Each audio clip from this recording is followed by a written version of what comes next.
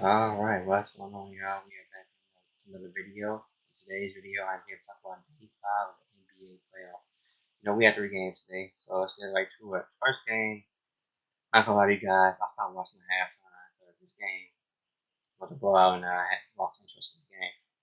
Philly was too much for Washington. I expect this to be a sweep, to be honest with you now. It just looks like Philly is too much for Washington, and Washington's banged up as well.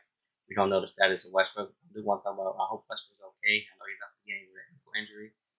And while he is leaving the game, I want to, talk about this. The fact that the fan for popcorn on Westbrook is ridiculous. Fans gotta be better, man. Fans absolutely gotta be better. I love, the defense of the players, on Twitter, they had, the way to defend Westbrook, and they absolutely right, man. It's ridiculous. The fans gotta be better. Also, one thing I do want to say about this game, Ben Simmons looked great today. He was aggressive from the jump.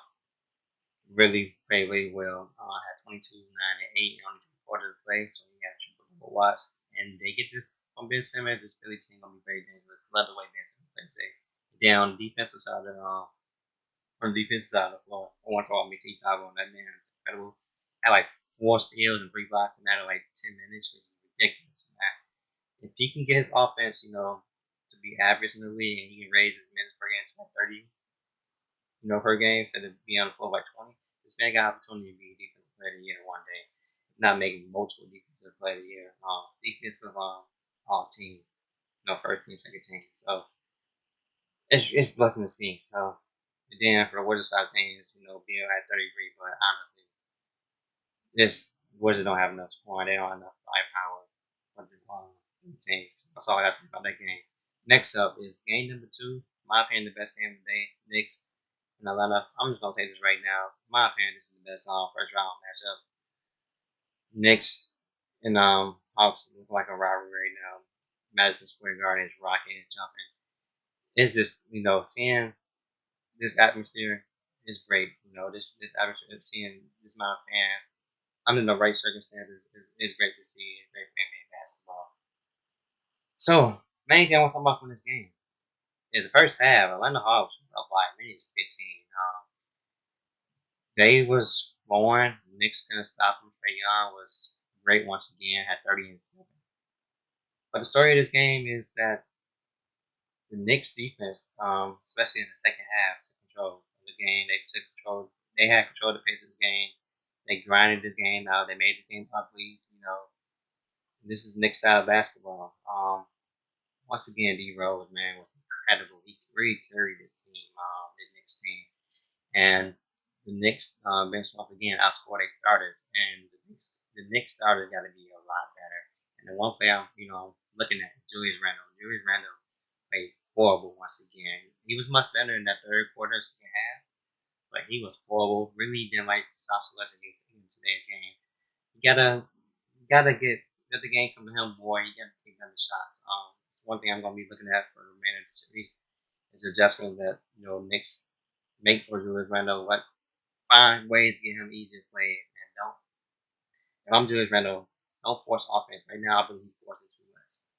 So that's good. I also want to talk about the other star I want to talk about who played good is what's his name? Reggie Bullock. Reggie Bullock was knocking down big threes, particularly in the second half. He rose hitting the big buckets. Love the energy for Ty Gibson. RJ Barry got to be better, man. He got to be better. Then Elfrid, man. I don't know what they're gonna do around, but he can't play for 10 minutes in the series now. He's just not showing up. He's not performing. So it's gonna be interesting to see what adjustments Tibbs make. But this is gonna be a heck of a series. I expect the series to go 7. Both teams. This series right now is my favorite series to watch. Then from Atlanta side of things, Trae Young was great once again. Had 30 and 7. Really controlled the offense for the Atlanta Hawks. Breaking down the Knicks defense, getting creating oversights for his teammates. Only thing about this game was his teammates wasn't making the three. They had a lot of open threes, a lot of missed open threes they had in this game, particularly in that fourth quarter. Bogan shot 2 for 13, I believe, in the three. I expect him to be better from the field. John Collins, man, for the foul trouble, he had 0 points. That's unacceptable. That's unacceptable for John Collins. Early on in the game, DeAndre Hunter looked better, but he's really slowed down in the half. So he's really coming along. And then Clint Capella only had 4 points, but he really was, you know, affecting, blocking shots. So he got to score more than that. I expect Atlanta to score more than that. It's going to be very entertaining series. Also, the New York Knicks crowd is cool. The chance they got for Trae Young, man, that's something I'll be keeping an eye on as the series prolongs. So gonna be interesting. Now they go back to Atlanta. We'll see how this the Knicks take a game from Atlanta. It's gonna be very interesting to see. Like I said, this is my favorite series. And then let's talk about the third and last game. So I watched the first half. I was gonna make this video at the halftime, but then I'm gonna give this a few more minutes of third quarter to see what happens. The third quarter, Grizzlies really came out, on fire. At one point in the third quarter, they shot 13 for 15. They cut it down to 6, and then they got it down to 2 points at one point. Overall, Utah Jazz, this is to me a big, must-win game for Utah Jazz. I want to talk about Mike Conley in this game. Mike Conley was fantastic. I know Rudy Gobert is gonna get, a lot of the glory for this game, but to me, the best player of Utah Jazz was Mike Conley. The man had 15 assists, very efficient from the field. I believe he had 20 points. Really controlled the pace, pace of the game. Controlled the offense for Utah. Really was the main benefactor for Rudy Gobert points today. Rudy Gobert was rolling, really getting a lot of press, and the reason why, majority of that is due to Mike Conley playmaking for him. Mike Conley's fantastic. Great open shots with teammates as well. Utah live and die by three. They made their threes tonight. Don't know how many threes they hit today, but they made a lot of threes tonight. That ball was moving today. The ball definitely moving today. So I also want to talk about the return of Mike Conley. Not Mike Conley. Donovan Mitchell. He returned today. Went to the locker room, was scared me a bit. Looked like he might have tweaked his ankle a little bit, but he seemed to be good. He came back for the game. I think he ended up with 25. Shot 8 for 19, but that's what you can give Donovan Mitchell. He really a volume shooter scorer, and looking forward to him getting his rhythm back. Because he's gonna be pivotal for this team making the deep run this playoff. So glad to see Donovan Mitchell back. Love to play Mike Conley. Rudy Gobert was very good on both ends. Defensive affecting shots for the Memphis Grizzlies, blocking shots, setting good screens, and running some basket and catching out. That's what he's doing today. He had 21 points on all dunks, all screen and roll opportunities, and live opportunities. So good game for Rudy Gobert. And then Memphis, man, love the fight for Memphis because they could have gave up and folded at halftime, but they came out at halftime, really came out punching and fighting. That just represents how gritty and how tough this Memphis Grizzlies team is, and the coach of the Grizzlies, and the coach of the Memphis Grizzlies. John Morant is special, man. He's gonna have 47 and 7, shot like 15 for 22 from the field.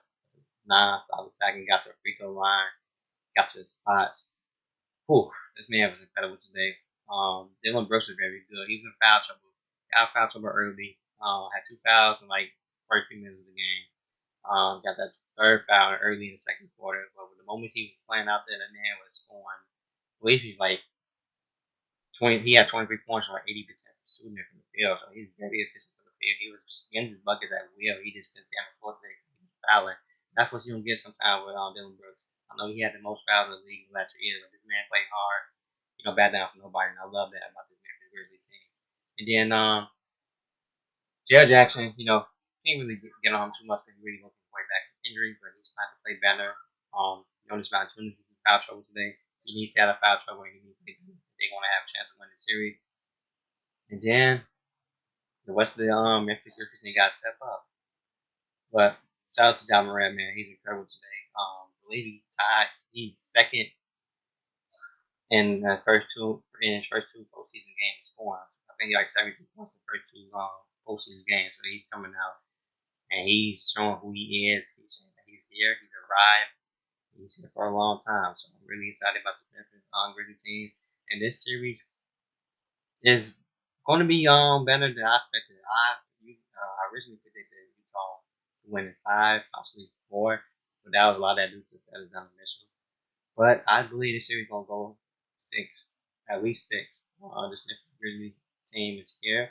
They here to stay, and they here to have a long series with Utah Jazz. So overall, in the game that I expected at halftime. Shout out to Utah for now they played great ball over and getting a big home win. Now they carry over to Memphis with Oscar, the Memphis Grizzlies practically rocking, and we're gonna see what the Utah Jazz is about. It's the reason why they got the best record in the league. We can see if they can back it up. So I'm gonna end the video there, man. Tomorrow's slate of games will be better than today's slate of games. Today's game is alright.